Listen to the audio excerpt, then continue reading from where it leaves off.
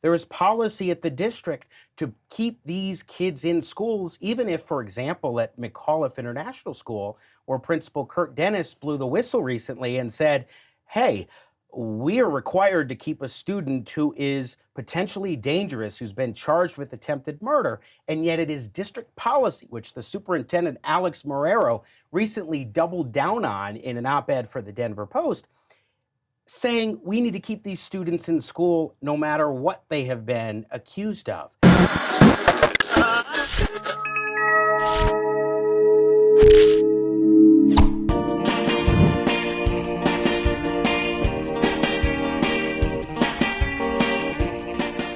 Denver Public Schools, always a mess. There's one guy who's always trying to get to a bottom of it.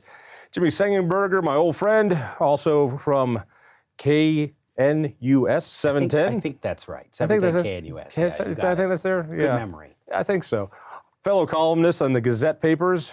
Thank you so much for doing all the work you do, Absolutely. Denver Gazette. All right, you've taken to this. I don't know why you have decided to be the truth teller for DPS. I'm glad you're doing it. They must love you. Tay Anderson must love you.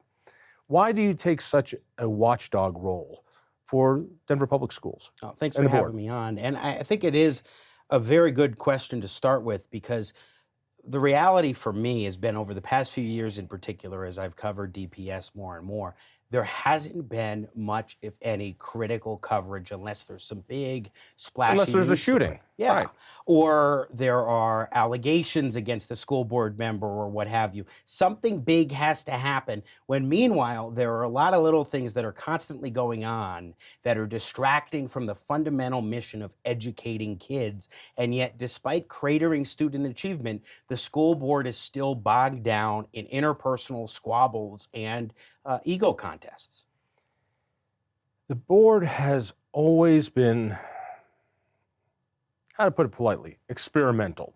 They've always tried to do different things. They've always been social engineers first, and then cared about educational quality second. Let's get into the ugly part, the shooting. The school district, being social justice warriors, decided it was their duty to expunge cops from their schools. Cops were part of the schools to prison pipeline, as Tay Anderson said. I wasn't too sure what that meant. I believe what he meant to say was, well, when you have cops in the schools, they're going to obviously profile the black students. They're going to pick on the black students. They're going to arrest the black students. They're going to give black students a record, and therefore they're going to send them on their way to a bad life and obviously to prison. The way to stop that is to keep cops away from schools, keep them off the campus. Therefore, African-American kids will be free to have a better life. And also it means shootings can happen. How fascinating it was after the shooting to see that Mayor Hancock and the chief of police were being yelled at by parents going, where were the cops? Where were the cops? Where were the cops? The patience that those two had not to scream, why are you yelling at me? Do not yell at me. Do not yell at the chief of police. Yell at those idiots over there who kicked out the police who could have stopped this shooting. I was just incensed by the whole thing. Give me your take. Well, in 2020, they made a grievous error, but it was intentional. They believed ideologically that law enforcement needed to be out of schools, that SRO, school resource officers, were a problem. And so they did so. The previous board, which includes 3 current members, including Tay Anderson, who you mentioned before, John, and not only did they take this step of removing officers from schools, but they also in 2021, through school district policy changes and actions by the district, changed their discipline matrix that weakened the ability for teachers and administrators at schools to enforce rules. And this was coming right out of the main COVID lockdowns and the shutdowns of the schools, when you had kids that were clearly going to be coming back from being away from school, going back to school with all sorts of behavioral problems. And so you had this absolute recipe for disaster. with no law enforcement on campuses and weak disciplinary tools for educators and limited circumstances where the teachers and staff could call law enforcement to come address issues at schools. So you remove them from schools and then severely limit the instances where you can bring them to schools if necessary. And you include a policy of these pat downs where they want students who may be potentially violent, be on probation for weapons charges or charged with attempted murder. There is policy at the district to keep these kids in schools, even if, for example, at McAuliffe International School, where Principal Kurt Dennis blew the whistle recently and said, hey, we are required to keep a student who is potentially dangerous, who's been charged with attempted murder, and yet it is district policy, which the superintendent, Alex Marrero, recently doubled down on in an op-ed for the Denver Post, saying we need to keep these students in school no matter what they have been accused of. When you put all of these pieces together, and especially when you have school shootings as you have seen, it just shows that there is a complete lack of appreciation for doing what it takes to keep kids safe, because ideology trumps safety and it trumps quality education for kids. The first job of a school district is safety. Yes. They have the authority to drag kids out of their homes and bring them into these government institutions. Some parents have some choices. Some parents have the resources to bring a kid to a private school. Some have the resources to homeschool. And that's a huge, huge resource to have if you can afford it. Otherwise, you have no choice. This is involuntary servitude. You must go. There are laws that require it. And in exchange, we expect safety first. And then we expect education. We don't expect indoctrination. Obviously, kids are not safe in DPS schools. It wasn't a surprise after the shooting that the school district had to reverse course. Either that or they were going to be attacked by their own constituents. The idea that untrained teachers were going to be doing pat-downs is a liability nightmare to begin with. How did any of this happen? Who suggested it? And help me tell the story of Tay Anderson. Explain to me, who is Tay Anderson? What qualified him to be in charge of the largest school district in the state? And what drives him? So when we look at the pat-down policy, I'm not sure exactly what the origination of that is. I think there's a lot of confusion as to where it began and when, but it's not something new. In fact, in an executive session, a recording of an illegal executive session, illegal because we weren't supposed to go to executive session, that they had in March. Maybe we'll get to that here in a moment. But in the recording, Tay Anderson, a former employee of the district who was a restorative justice or restorative practices coordinator before he joined the school board. What does that mean? I don't know. But apparently, Not a teacher. He said he did pat downs when he was an employee in the district, and he named another employee. He said this in the executive session. And just so people understand this, there are kids who have as a part of their program, they are labeled such that when this kid comes in, part of his program is we have to pat him down. We know he is so dangerous that he could be carrying a knife, a weapon, a gun. It's called a safety plan. He has a safety plan. Some people have an individualized education plan. This guy has a safety plan. He's so dangerous. We can only let him on property if we pat him down, look through his stuff, and then we can let him into the building. And so we pat him down. That's crazy. Well, Tay Anderson just turned 25 earlier this month in July. So he joined the board when he was 20 or 21 years old. And clearly it has shown, because he is engaged in unprofessional conduct on the regular. He has put himself and his own interests consistently first. I mean, this is a Give guy. me, you can't just throw it out there. I need an example. So, as one example, there was an investigation that was conducted by the school district. The school board authorized it in 2021. And that investigation was looking into allegations of sexual impropriety and so forth by Anderson. And while the worst of the claims were not substantiated through this investigation, they did find that he had coercively attempted to date multiple underage students, including a DPS student, using social media, and also using social media had gone ahead and attempted to intimidate witnesses during the investigation on at least 2 occasions. And this report was also redacted, so there are pieces that we don't know about, and there's a lot more than I'll get to right now. So he's a from the school investigation. board Yes, member hitting on students. that was what was determined. Once as a candidate, once as a school board member. Yes, underage. Stay under classy. 18.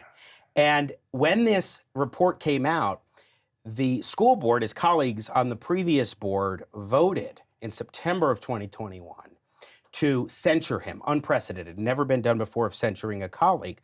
Well, a few days later, 1,000 high school students at DPS from almost every high school marched out of the school and walked all the way to DPS headquarters. I went to North High School and walked with them 45 minutes. I had no idea I was going to get that kind of exercise. And it was remarkable. They were all calling for Tay Anderson's resignation. But rather than resign, rather than take him seriously, he compared them to January 6th on a web show. That is the caliber of a school board member who not only did he lead the charge to remove school resource officers in 2020, Police. but he also voted just a couple of months ago when the school board took up the issue of permanently returning school resource officers, police, to schools. He was one of 3 who voted no. So he's focused on himself and ideology nonstop, very much anti-police, and has been vocal from 2020 when he was a leader in Black Lives Matter movement on to today. What does he do for a living? Good question. I'm not sure. He used to work at a nonprofit called the Struggle of Love Foundation, was fired from there or otherwise let go. But since then, I'm unaware of any job that he has taken on. And prior to that, I'm not sure. And being on a school board is not a paid gig. No, it is not. All right. Not in DPS. They haven't voted that yet. It's whether or not to pay school board members. And one thing to note is he has said he's not running for re-election. Instead, he's going for House District 8, which is currently held by Leslie Herod. All right. So he's looking to move up in the world. Yeah, I mean, when you have only 9% support for your re-election, you probably shouldn't run for re-election. It might not be a good idea. All right. So just to remind folks, the shooting happened when one of these kids with a safety plan comes in and is patted down. He has a gun. He takes the gun and he shoots 2 administrators who are patting him down. Those could have been kids. Then all of a sudden, lo and behold, the school board goes, maybe we should have cops around here. And parents go, what do you mean there aren't cops around here? And those of us watching go, well, when you don't have anyone protecting your kids and you don't have armed staff who are trained to protect your kids, and you hate police and you hate armed staff who are trained like police, your children, our children, are vulnerable. And then they back up and go, well, maybe we ought to talk to the police again. And they have an executive meeting. Board meetings have to be recorded. They wouldn't share that recording. Do they have to share that recording? So they released it the end just last week. After every single media outlet, including the Denver Gazette, sued them to get it. So I'll walk through the timeline for a could moment. you? So March 22nd, you have the shooting at East. A student named Austin Lyle shoots 2 deans during a pat-down. Thankfully, both of them survived. Later, tragically, he takes his own life. The shooter does. Yeah, the shooter does. The next day, an executive session is held, particularly because on the day of the shooting, Alex Marrero, the superintendent of Denver Public Schools, says, I'm going to bring back temporarily the law enforcement, police officers to campuses and DPS. Even though it's against district policy. Even though it's against district policy. And so this executive session was held ostensibly to gather information and get a better understanding of what the security arrangements are. But as we now know, because the board voted finally after this lawsuit that you mentioned, and a judge literally said in the lawsuit, you have to release the recording, and then they appealed the ruling. The staff did. School board didn't vote on whether to appeal or not. It was up to the staff, the superintendent and the lead counsel, I believe, Aaron Thompson, to make that determination. But the board finally decided, let's release this recording. We now have the recording public. I've reviewed the 4 hours. And one of the things that occupies a heck of a lot of their time is being, especially from Tay Anderson and Scott Esserman and Michelle Quattlebaum, being extraordinarily critical of Marrero for taking initiative in bringing back cops to schools. And to me, I'm watching this and I'm like, why are you tearing into him when he did the right thing? You should be backing him up and saying, we understand we need to make a change in this policy. They ultimately did, but they did it behind closed doors, which is illegal. And he sort of had to force their hand, even by mentioning in the meeting, he said, look, if you override me, Mayor Hancock is ready to override you with an executive order. Now, Hancock has no authority now to do former so. mayor, yes, and he denies having done that. Right. So a couple of things. Yeah. One, the reason the executive meeting was illegal was executive meetings, closed door meetings, are legal for only a couple of reasons. One, to talk legal strategy if you're doing a legal action, because you can't go, here's our position, here's how we're going to win in court, when your opponents can sit there and listen in. So you do it there. Or if you're doing personnel matters, which is how are we going to hire a new executive director, how are we going to do this? Those are personnel matters. Anything else really is open to the public. And so the judge was like, this is not one of those special things. So obviously it needs to be open. I don't know if I agree with you that Tay Anderson was wrong for ripping him a new one. In that, hey, this is the policy. You know, the policy is crap. Yeah. All right, the policy was crap. I think the superintendent did the right thing, but at the same time, the district superintendent's job is to enforce the policy, and you know he can take super action and do that. But one could make the argument that's against the policy. Mm-hmm. You know. Oh, it was. Yeah. He certainly violated the policy. I'm not quibbling so much with the fact that they were critical of his decision to do something that wasn't authorized under existing policy. My criticism is that they spent so much time and got so heated. I mean, Anderson in there, for example, is dropping a couple F-bombs and other bad language, talking about how Marrero is looking like a hero and we look terrible and national media is here focusing on us. And it is all about me, and the personal stuff. Oh, that's fascinating. Much more than just this is a breach of policy. Or the safety of the kids. Right. All right, so let me ask you this, 'cause I'm a little confused. So they have this meeting, and then they vote to bring cops, SROs, back into the school.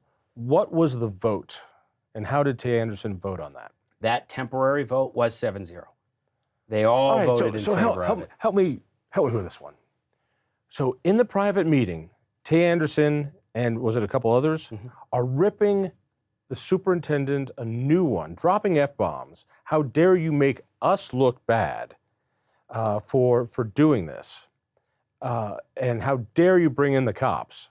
And privately, did they vote privately to reverse?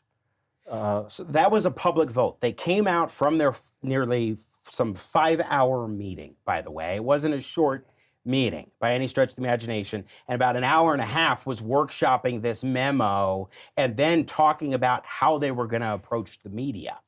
But when they come out of this meeting, they spend literally 5 minutes reading the memo that they developed behind closed doors, number one.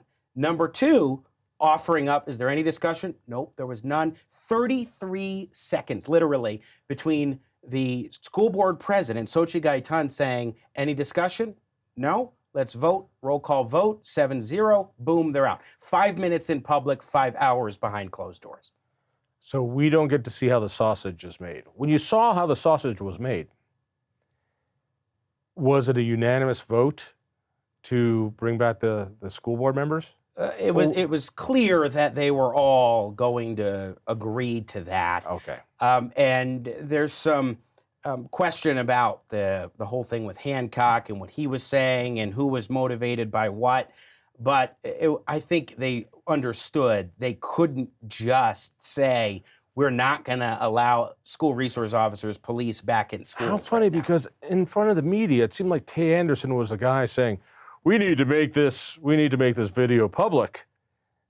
My sense is, well, he knew it was going to become public anyway. Oh, without a question. And he knew it. I think they all had to know it was eventually going to come out. And so the idea of spending all this money on an appeal and then losing the appeal in court, having to release it and not vote on their own terms to release it, well, you probably wouldn't want to do that. At some point, you have to accept reality. But the big thing here to me is that here you had a school board that after a crisis and amidst the crisis decided to go behind closed doors for 5 hours, have this discussion, which almost none of it was justifiable under the law for open meetings. Entirely right to bring it out of the public. And by the way, this is not the first time that they have done at least dubious executive sessions. And then come out with the change.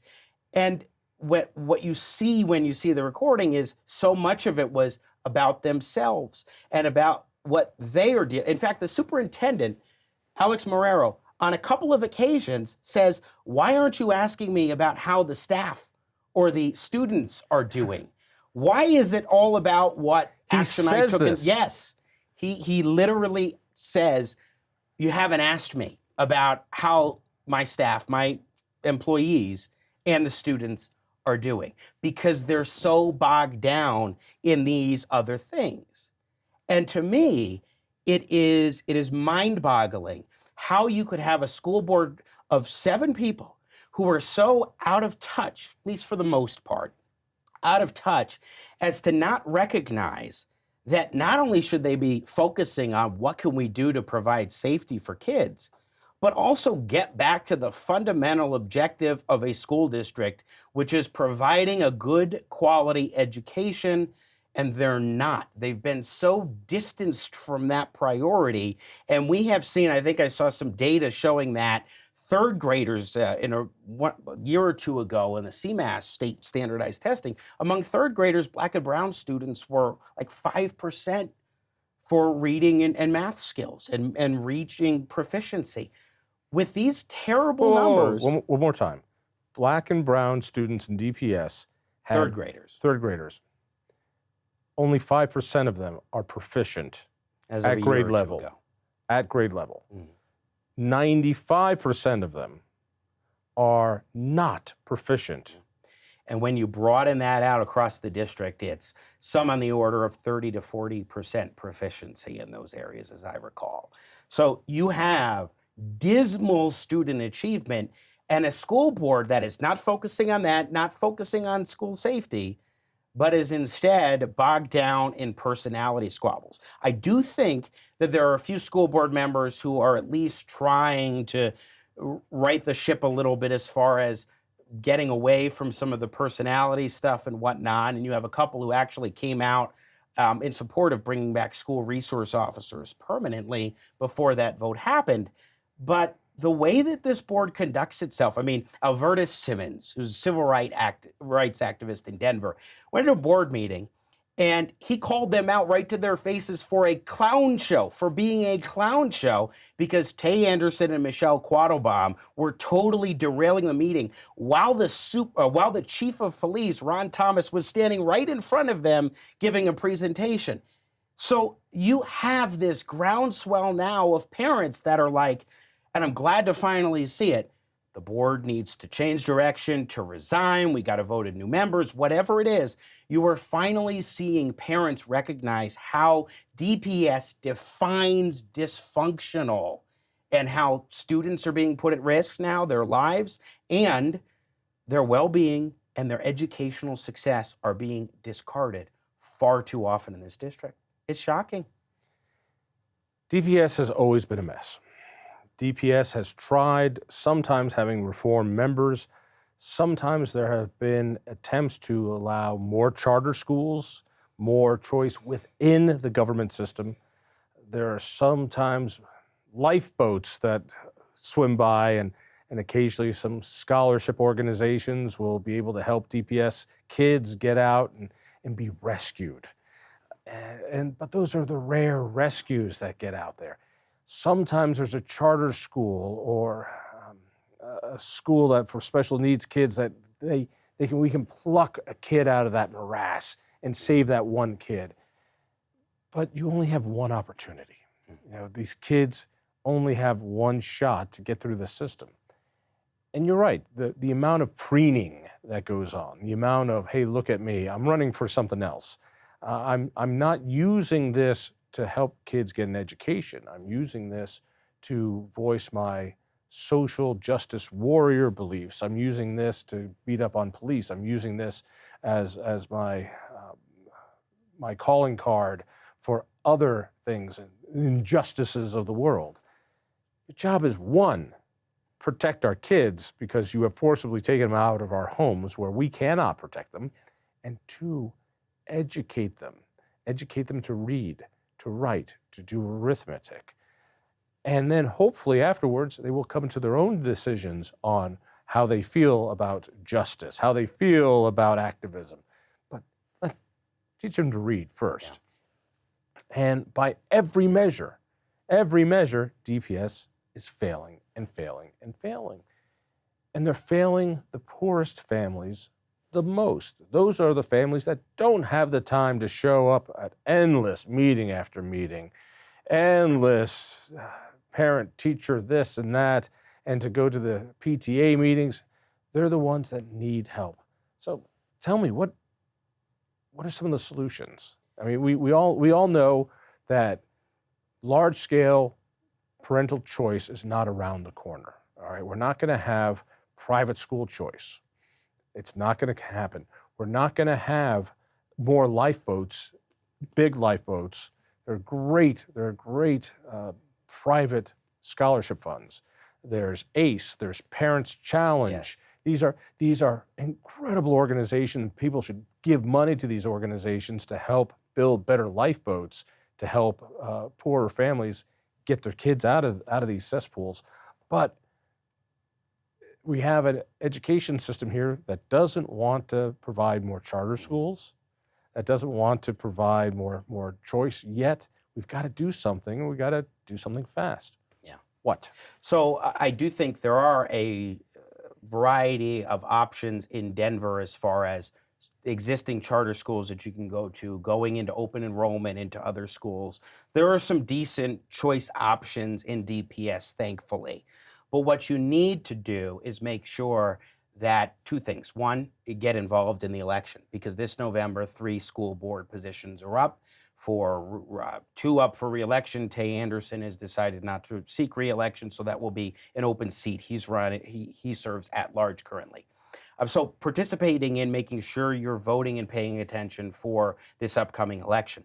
But it also is just general pressure. What we have seen this year has been remarkable in that because you finally have parents speaking out and making their voices heard in a way that unfortunately we haven't seen in at least a very long time, you have the school board reacting, that decision to bring back temporarily and then permanently. And it takes a friggin' shooting to make that happen. Yes. But the fact that parents spoke up in the Right. wake of that shooting is really the key. And also the media that has almost entirely been asleep at the wheel in Denver when it comes to DPS finally has found license to be at least a little bit critical of the school board and the school district.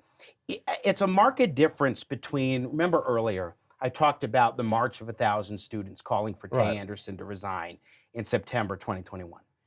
Because it was students and very few parents were speaking out. And I think I was pretty much the lone voice of the wilderness writing critically about the board and saying, you're not going far enough with a censure, you should be calling for your colleague to resign, so on and so forth.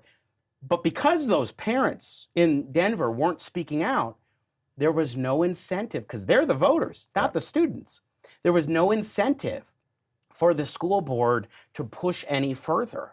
But now there is, because not only do you have the spotlight with the shooting, but you have parents saying enough is enough, what can we do? And you have multiple parent groups that have gathered together pushing for reform and or pushing for resignations of the school board. And I'm at least encouraged to see parents rising up, because that has been lacking. And finally, a little bit of media criticism going on now. The one thing I'll say about the media is I think they're finally catching on that since there are no more Republicans, there are no more conservatives, that there's no conservatives to beat up on. The story is leftist on leftist violence. That the corruption is on the left, and there's nothing else to beat up on the right. There's just no there. Sooner or later, you're going to have to report on the craziness that is going on inside organizations like DPS. Look, John, I can't tell you how many people over the past couple of years had been coming to me who are Democrats who have said, thank you for covering Tay Anderson and shining a light. We're afraid to, because he weaponizes claims of racism and says anybody who's critical of him is a racist, and he's done so in a way that's very successful. But now you do see more people, including folks in the media, that have felt, okay, it's all right for us to be a little critical of Tay Anderson and his colleagues. What a spectacular point. And being maybe just a little older than you, I've never seen good people on the left so scared of the radicalized left before, ever in Colorado. I mean, ever in Colorado. And I run into them. I'm like, what's going on? They go, it's crazy. It's crazy. And it is a cancel culture. I mean, those of us on the center right, we're dead to them. It doesn't matter. We're all called racist to the point that we just don't care anymore. But in their world, the damage is really pretty tough. It means canceled contracts. It means they might not get elected. It's really difficult. It's no reason why Polis has a hard time taking on the truly batshit crazy part of his wing, of his party. Same thing that Michael Johnston's going to have, and he's already showing he can't stand up to it. Those are the people who really need to stand up and go, I'm not with them. That's too crazy. Right. And they're going to need to get a backbone. Otherwise, it's just going to fall off the deep end. Yeah, I mean, you can even see this play out a little bit on the DPS board. So in that executive session, it was pretty clear that all but one school board member were opposed to bringing back school law enforcement officers, police back to campuses. They just felt like it was a necessary step. They didn't want them say that again. term. So there was all of them but one opposed bringing back. Yes. All right, let me say this again. One person wanted the cops back. Charmaine Lindsay, yes. The others didn't want it, but knew that if they didn't bring him back, those nasty parents with pitchforks would have their heads. That seemed quite clear to me. And I think over the next couple of months, leading into their, June vote to permanently bring back school resource officers, because remember, this March vote after the executive session was just a temporary measure through June 30th, whereas in this case, this vote in June was to permanently bring them back. And I think the four who voted yes, just sort of realized we have to do this, whether they wanted to or not, whether they felt like it was their real objective or what they would like to see or not. They had to do it because there was such a But groundswell. they don't want to. That's what they didn't want people to see, is that they don't want to bring the cops back, but they feel they have to. And they beat up the superintendent for doing it because it made them look bad. Well, and so when and I they did didn't care about the kids, and they didn't care about the staff. my column for the Gazette that ran the day after the executive session, but I wrote it the day before the executive session, I quoted Charmaine Lindsay on the record. She was the first school board member to publicly say, I believe we need to bring back the law enforcement. We need to bring back police officers because they are a deterrent to kids who may be bringing guns or other weapons to school. Now, she wanted it to be up to the school and kind of to make those determinations as opposed to district-wide. But the point is, there was one school board member who was clearly, and did so in the executive session, strongly advocating for bringing back SROs, police, to schools and making that a permanent step, which ultimately did happen in that 4-3 vote in June. So that's to Charmaine Lindsay's credit in that regard. And I think that there are some other bright spots in terms of, say, this executive session. There was a clear recognition that things were not as they should be as far as the board consistently or frequently misusing executive sessions. So you had an instance in December of last year where the board voted 6-1 to go to an executive session. And the one no vote was Scott Balderman, who said, I don't know what we're going to talk about, so I have to vote no on this session. And it was pretty clearly an instance of talking about Superintendent Alex Marrero and how Tay Anderson, Scott Esserman, and Michelle Quattlebaum weren't so pleased with Marrero and his performance as a superintendent. That I wrote about this back in December. It was abundantly clear that that was the case. So you have a pattern of a few things among the DPS board and in this district of going behind closed doors for dubious, if not outright illegal reasons, whether they come out with the policy change, which is against the law, you can't do that, or not. You have so that's a pattern of secrecy, to be clear, and non-transparency. You have a pattern of disregard for the complete and utter state of disrepair, of cratering student achievement. You have a pattern of disregard for school safety and discipline issues. In fact, the superintendent himself has doggedly said, I don't want to change the discipline matrix in our district because, and he has some social justice warrior type rationales for that. Then you have, of course, the pattern of personalities, especially Tay Anderson, but not exclusively Anderson. You have these personality squabbles. You have these egos that are at play. Instead of focusing on the kids and, frankly, the students and staff. When you have school principals and their union speaking out, saying we need changes to the discipline policy, that should say everything you need to know. And especially as well, they've recently, the principal, Kurt Dennis, of McAuliffe International School, was fired after having blown the whistle on this student charged with attempted murder. Right. Going to his school, he said, I requested multiple times that they remove him and find alternative arrangements for the student. But he also got DPS, Department of Safety, and Denver Police supporting him in this request. Yet the district said, nope, denied. He ultimately was fired after blowing the whistle. And the principals union has filed a grievance in his defense. So now you have staff that have been turning on the school district internally, in addition to parents, and also students are outraged. And all they want is a safe place to learn. Safe place and a better quality education, at least a decent quality education. And by the way, that is not to knock any of the teachers or staff that are doing their very best, given this environment, to provide as good of an education as they possibly can amidst these circumstances. Jimmy, keep it up. You've been a watchdog. It matters. It's a record. It's a chronicle. But more importantly, a lot of people are keeping you at the forefront, and it's important you keep that up. So thanks for the work on the Gazette. Thanks for what you do on 710 KNUS, and keep practicing the harmonica. Thanks, John. Absolutely. Gotta love the music.